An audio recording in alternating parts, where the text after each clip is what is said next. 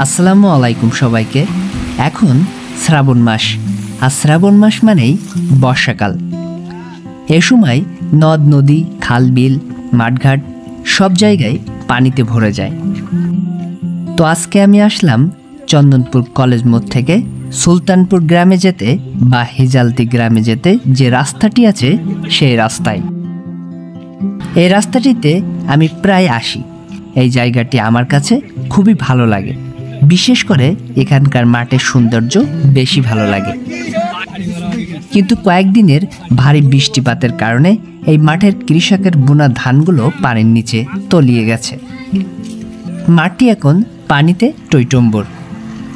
আর এই পানিতে কিছু সংখ্যা মানুষ কেউ জাল দিয়ে, কেউ ছিপ দিয়ে মাছ ধরছে।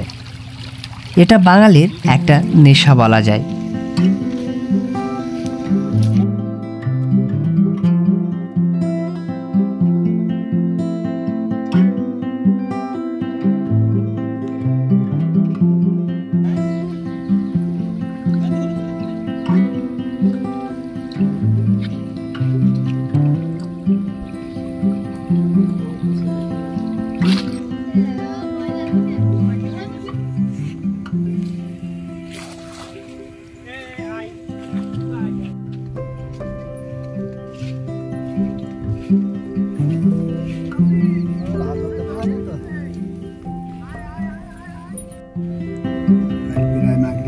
পর্যন্ত ছিলাম 50 গ্রাম মাথা হয়নি।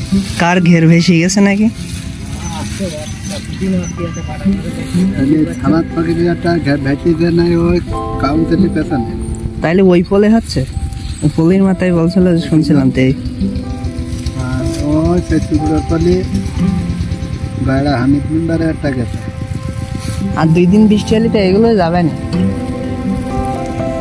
সালাদ পাখি ওটা তো যাবার মতো নাই।